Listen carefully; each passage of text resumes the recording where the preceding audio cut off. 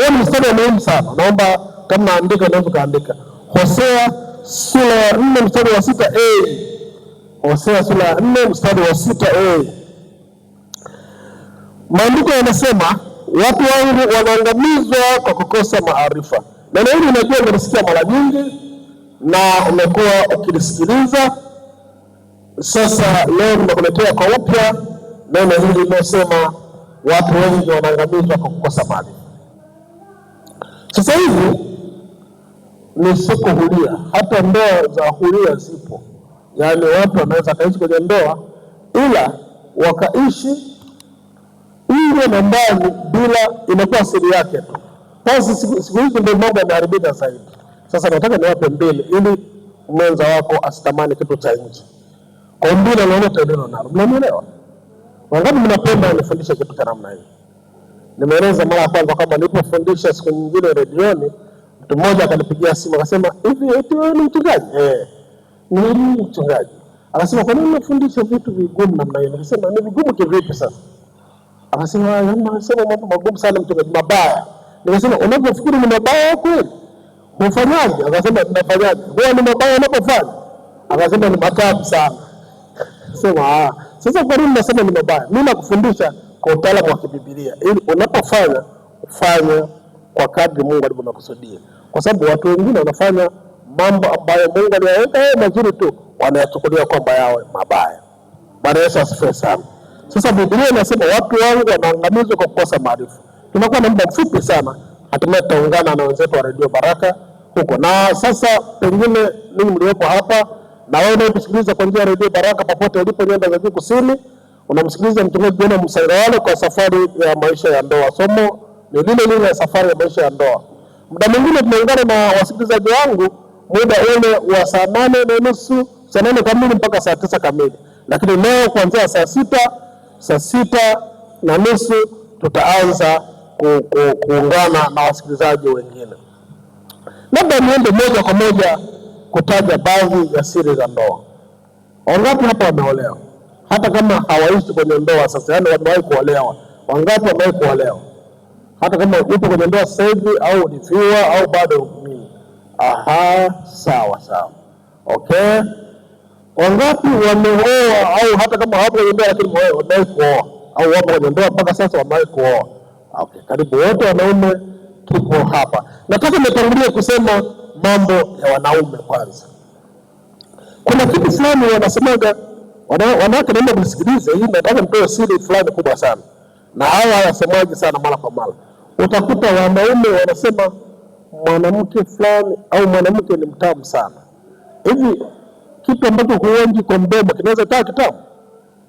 Eti akina mama, mnakubaliana kwamba mwanamke anaweza kuwa mtamu sana? Nani nakubaliana kwamba mwanamke anaweza kuwa mtamu sana? Sema hapa vipi? Kama mimi hamjui kwamba ni watamu, mimi mmoja hamjui kwamba mimi ni watamu sana. Nani anajua hilo? Apunge mkono. Kwa hiyo ni wabaya sana. Sasa niwaambie kitu fulani kikubwa sana.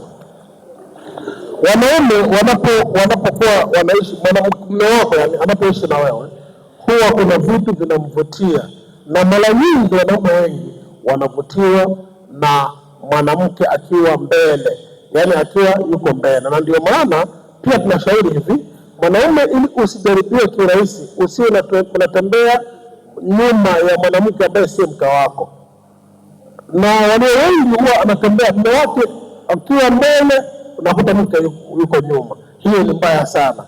Kwa kule kwetu ilikuwa hivyo, ni desturi, ni mbaya sana. Mwanamke wako au anatembea mbele alafu anatembea nyuma yake, kwa sababu mwanamke anapokuwa amekupa kisogo ndipo huwa anavutia sana. Sasa wanaume wengi wanajaribiwa. Kwa sasa hivi kuna utaalamu mwingi umekuja. Wanawake wengi wanatumia nguo kubwa za ndani na zinauzwa. Nadhani wengi mnakuwa mnazifahamu, zile wanasema kigodoro kinauzwa. Sasa mwanamume anaanza kujaribiwa na hicho, anaangalia na msindikizo mwanamke, lakini kumbe kinachoangaliwa pale ni kitu kilichovaliwa kwa ndani. Wao wengi wanafanya vitu vya namna hiyo.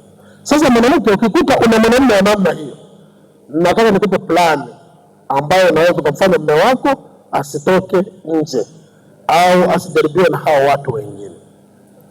Mwanamume ndio maana mnaona mwanamume ameshanyoka. Hata mimi hapa nimenyoka tu, sijawa na huko kwa mimi nimekaa hivi mimi. Si ndio mimi nimenyoka tu. Maumbile ya Mungu yalikuwa na mpango kamili. Jambo la kwanza, mwanamume amenyoka hivi kwa ajili ya utendaji wa kazi wa mambo yake mbalimbali. Ni wachache sana ambao wamekaa wamebinuka hivi. Nao ni wachache sana. Lakini wanawake walio wengi wamebinuka hivi. Kazi mojawapo ya hicho kitu ni kwa sababu ya kubeba watoto kiurahisi. Mnanielewa? Kubeba nini jamani? Hebu nitie moja kwamba kubeba watoto kiurahisi. Tuseme wote. Lakini jambo lingine ni ili mwanamume wake akae vizuri anaposhiriki naye tendo la ndoa. Tunaelewana jamani? Maumbile ya Mungu ni ajabu sana. Ni ili mwanamume wako akae vizuri anapofanya na wewe tendo la ndoa. Sasa wanawake wengi wamefanya wanaume wenzao wameanguka dhambini kwa sababu hawajishughulishi, na hasa sisi tulio walokole hawajishughulishi kuangalia mahitaji ya waume zao wakiwa kitandani. Hayo yanafanya wanaume wengi wanatoka nje au wanatoroka. Anaweza kama ndoa mseto nje, lakini na kwako yupo. Sasa hayo nataka kukuelekeza ni mambo ya muhimu sana. Jambo la kwanza, ukiona Mungu alivyokuumba ni kama wewe ni mwembamba au na hauna makalio makubwa, na ukaona mume wako yeye anapendaga makalio makubwa, kanunue mto. Unaelewa? Kanunue nini? Au kama ya kwenye makochi yale pale. Kanunue mto. Unapolala ile ya kulala ya zamani, sasa weka mto hapo kwenye makalio. Sawa na mwanamke mwenye makalio makubwa. Na mimi naambia wanaume wenzangu, mwanamke huyo mmoja unaweza kufanya ni kama nao wanawake wengi sana, si ndio? Nimesema tunaangamizwa kwa kukosa maarifa.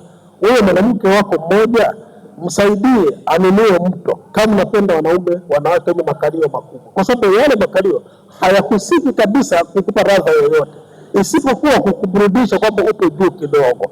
Sawa na aliyelalia godoro kubwa na aliyelalia godoro dogo, usingizi ukija wote watalala sawa, si ndio jamani? Mwingine analia godoro liko hivi au mwingine analala kwenye mkeka, lakini wakati wa usingizi ukifika hata aliyejambo kwenye kiti atalala tu.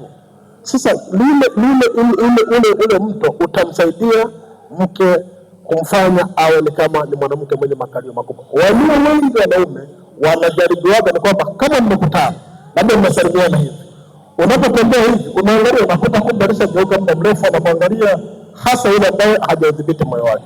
Anakuangalia pale, anapoangaliaga ni makalio, sio kitu kingine, wala sio mgongoni wala sio kichwani, wanaangalia makalio. Kwa hiyo kwa kumsaidia mume wako, ukikuta ana macho ya namna hiyo, lalia huo mto, utakuwa sawa na mwanamke mwenye makalio makubwa. Siwezi kueleza kitu ambacho sijakifanyia utafiti. Mnanielewa? Ninachokieleza hiki nimekifanyia utafiti. Lakini unapokutana na mume wako, jitahidi kumshangilia. Baadhi ya makabila hawashangilii waume zao. Sio makabila tu, baadhi ya aina ya watu hawashangilii waume zao. Tunasema kushangilia. Mnaona hata wale wachezaji wa mpira wanaofanyaga wale wachezaji wacheze vizuri ni wale walio nje, wanaposhangilia sema cheza vizuri. Hapo yule mchezaji anapata ari ya kucheza kwa mwendo mpaka anaangusha na ngwala kabisa, yuko tayari kuanguka hivi mpaka yeye akateleza kwenye nyasi zile za bandia. Hivi ni kwa sababu anashangiliwa. Kwa sababu hiyo tunasema hivi, tuwe na maarifa ya kulinda ndoa zetu.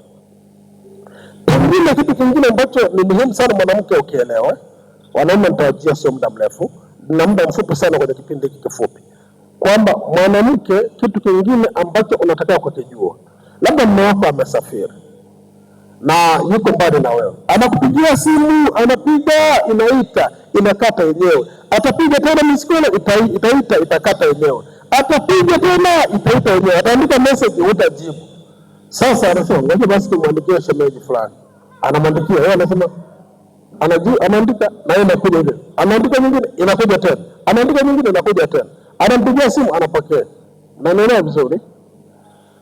Kwa sasa hivi ili tulee ndoa zetu, weka simu yako, kama unaosha vyombo iweke hapo, ikipiga angalia, kama ni mume wako pokea haraka sana, kama ni mwingine basi unaweza hata kumchelewesha wewe, lakini unajua wewe. Lakini simu ya mume wako, wanachukizwa sana wanaume, na akiwa popote mpigie. Hata mimi kutoka Mbeya mpaka hapa Makongolosi, kama sikosea, nimepigiwa zaidi ya mara 7 kutoka Mbeya. Huko kwenye nyumba ya mchungaji nimepigiwa mara zaidi ya 5. Wewe umenikia huko. Sasa hiyo ni jambo la muhimu sana, manake ili usimondoke kichwani mwake, kwa sababu sasa hivi changamoto zimekuwa nyingi. Sasa wanaume, naomba ni wape plani kabla sijamaliza. Mimi nakuaga na vipindi fupi kidogo, na kabla ya hapo tutatakiwa kujiandaa kwa ajili ya kuungana na wenzetu wa Radio Baraka pale studioni, kwamba ili mke wako akuridhishe na ili na wewe umridhishe, kuna mambo ambayo hayasemwi, lakini sasa nataka niyaseme. Mnayajua, mengine mnafanya bila kujua, lakini tuyarasimishe ili yawe ya kwetu wote, si ndio jamani? Tuyarasimishe ili yawe ya kwetu wote. Unapofanya tendo la ndoa, wanawake wengi wana malalamiko na mpaka wanaumwa. Mimi nawaambia, nina utafiti mwingi na nawasiliana na watu wengi. Wanawake wengi wanaumwa na wanalia kabisa wanapoondoa na mapepo, si kwa sababu wanayo mapepo, lakini ni hasira ya wewe mwanaume unavyomfanya bila mpangilio na unamwacha anapohitaji. Hao wanalia mapepo, sio mapepo, lakini ni kwa sababu ni wewe unachokifanya. Tumesema wanaume wengi sasa hivi hawana nguvu kwenye tumbo, kwa sababu kinachokontrol tendo la ndoa ni tumbo, wala sio kiuno. Ni kweli kiuno kinahusika, lakini tumbo linafanya kuhusika sana kwenye control. Jambo la kwanza, usile chakula kingi sana usiku kabla hujalala. Chakula kingi kiishie saa 10 na kuendelea, ukiwa una miaka zaidi ya 40. Labda vijana, hata mimi pale mtumishi, kama umeona pale, nimekula mboga za majani kwa wingi, ndicho ninachokula zaidi usiku. Lakini asubuhi kilikuwa nakula ugali, utaamini kama ndio mimi nakula.